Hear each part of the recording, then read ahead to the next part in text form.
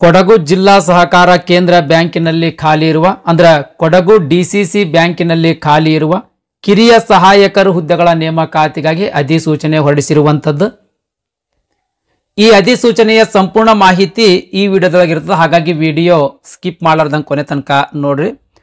ಆಗ್ಲೇ ಹೇಳ್ದಂಗೆ ಕಿರಿಯ ಸಹಾಯಕರು ಅಥವಾ ಜೂನಿಯರ್ ಅಸಿಸ್ಟೆಂಟ್ ಅಂತನ್ನೋ ಹುದ್ದೆಗಳ ನೇಮಕಾತಿಗಾಗಿ ಈ ಅಧಿಸೂಚನೆ ಹೊರಡಿಸಿರುವಂಥದ್ದು. ಒಟ್ಟು 32 ಹುದ್ದೆಗಳು ಖಾಲಿ ಇರುವಂಥದ್ದು. ಇಲ್ಲಿ ಹುದ್ದೆಗಳ ವರ್ಗೀಕರಣ ಕೊಟ್ಟಾರಿ, ಯಾವ್ಯಾವ ಕ್ಯಾಟಗರಿಗೆ ಎಷ್ಟೆಷ್ಟು ಹುದ್ದೆಗಳು ಖಾಲಿ ಅದಾವಂತ ಹುದ್ದೆಗಳ ವರ್ಗೀಕರಣ ಕೊಟ್ಟಿರುವಂಥದ್ದು. ಹಾಗಾಗಿ ವಿಡಿಯೋ ದಯಮಾಡಿ ಪಾಸ್ ಮಾಡಿ ನೋಡ್ರಿ.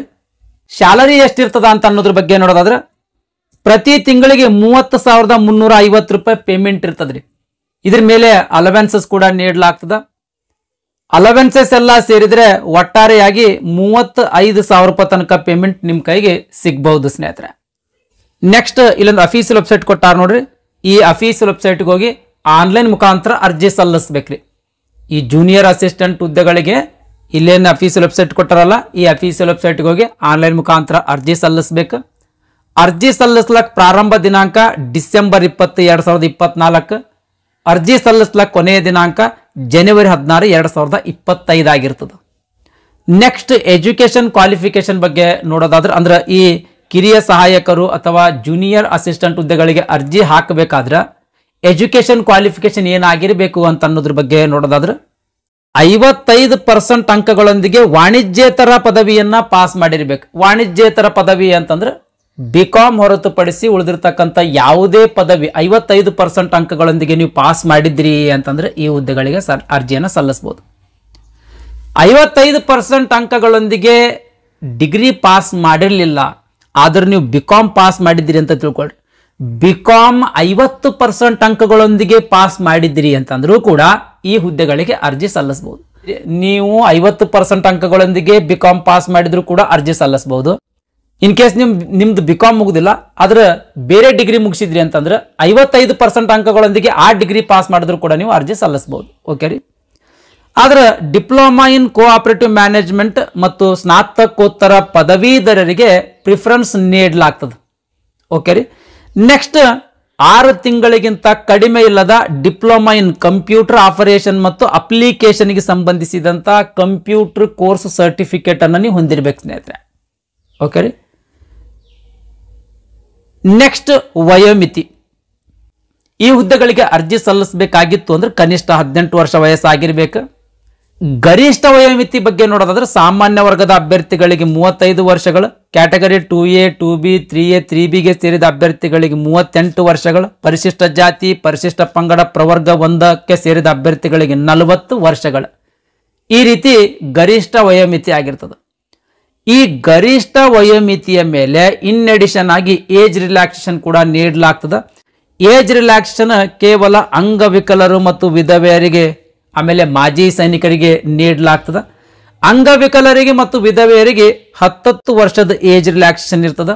ಇನ್ನ ಮಾಜಿ ಸೈನಿಕ ಅಭ್ಯರ್ಥಿಗಳಿಗೆ ಎಷ್ಟು ವರ್ಷ ಮಿಲಿಟರಿ ಒಳಗೆ ಸೇವೆ ಸಲ್ಲಿಸಿರ್ತಾರೋ ಅಷ್ಟು ವರ್ಷದ ಏಜ್ ರಿಲ್ಯಾಕ್ಸೇಷನ್ ನೀಡಲಾಗ್ತದೆ.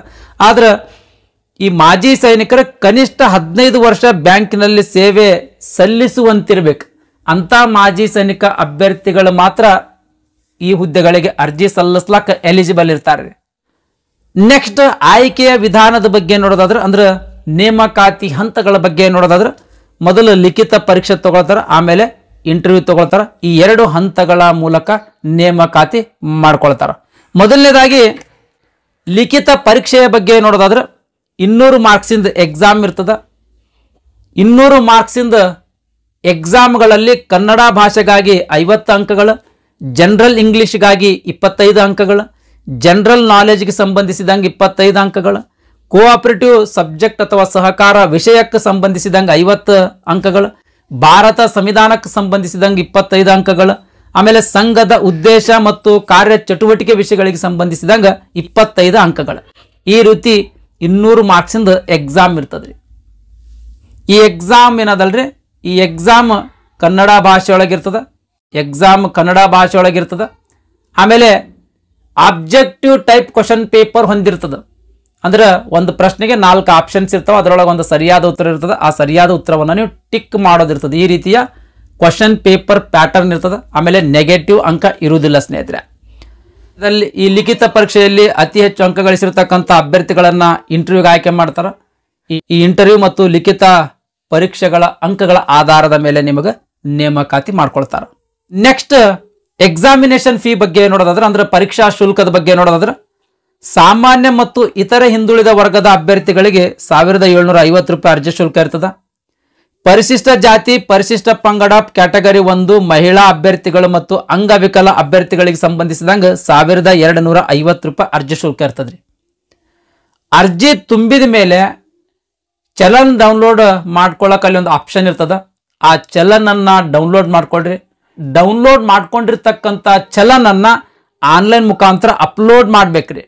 ಓಕೆ ರೀ, ಆನ್ಲೈನ್ ಮುಖಾಂತರ ಆ ಚಲನ್ ಅಪ್ಲೋಡ್ ಮಾಡಿ ಅಪ್ಲಿಕೇಶನ್ ಪ್ರಿಂಟ್ ತಕ್ಕೊಂಡಿರಿ ಅಂತಂದ್ರೆ ಅವಾಗ ನಿಮ್ದು ಅಪ್ಲಿಕೇಶನ್ ಫೈನಲಿ ಸಕ್ಸಸ್ಫುಲ್ ಆಗಿ ಸಬ್ಮಿಟ್ ಮಾಡ್ದಂಗೆ ಸ್ನೇಹಿತರೆ. ಈ ಚಲನ್ ನೀವು ಎಲ್ಲಿ ತನಕ ಆನ್ಲೈನ್ ಮುಖಾಂತರ ಅಪ್ಲೋಡ್ ಮಾಡೋದಿಲ್ವೋ ಅಲ್ಲಿ ತನಕ ನಿಮ್ದು ಅಪ್ಲಿಕೇಶನ್ ಕಂಪ್ಲೀಟ್ ಆದಂಗ ಅಲ್ಲ ಸ್ನೇಹಿತರೆ. ಓಕೆ ರೀ, ಇದು ನೆನ್ಪಿಟ್ಕೊಳ್ರಿ. ನೆಕ್ಸ್ಟ್ ಈ ಹುದ್ದೆಗಳಿಗೆ ಹ್ಯಾಂಗ್ ಅರ್ಜಿ ಸಲ್ಲಿಸೋದು ಅಂತ ಅನ್ನೋದ್ರ ಬಗ್ಗೆ ನೋಡೋದಾದ್ರೆ, ಇಲ್ಲಿ ಕಂಪ್ಲೀಟ್ ಗೈಡ್ಲೈನ್ಸ್ ಕೊಟ್ಟಾರಿ. 5ನೇ ಪೇಜ್ನಿಂದ 7ನೇ ಪೇಜ್ ತನಕ ಅಪ್ಲಿಕೇಶನ್ ಹ್ಯಾಂಗ್ ಹಾಕಬೇಕಂತ ಗೈಡ್ಲೈನ್ಸ್ ಕೊಟ್ಟಾರ. ನೋಟಿಫಿಕೇಶನ್ ಲಿಂಕ್ ಈ ವಿಡಿಯೋದ ಡಿಸ್ಕ್ರಿಪ್ಷನ್ ನಲ್ಲಿ ಕೊಟ್ಟಿರ್ತೀನಿ.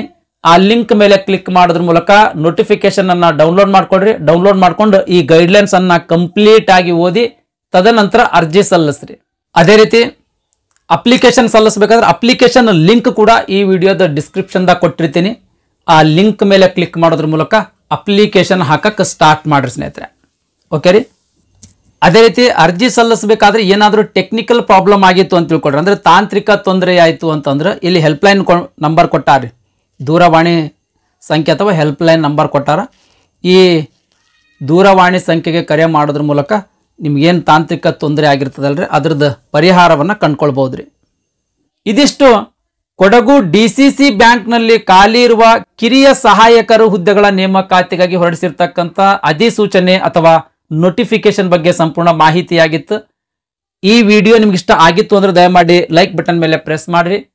ಅದೇ ರೀತಿ ನಿಮ್ಮ ಫ್ರೆಂಡ್ಸರಿಗೂ ಕೂಡ ಶೇರ್ ಮಾಡ್ರಿ ಅಂತ ವಿನಂತಿಸಿಕೊಳ್ತಾ ಇವತ್ತಿನ ವಿಡಿಯೋ ಮುಗಿಸ್ತಾ ಇದ್ದೀನಿ. ಧನ್ಯವಾದಗಳು.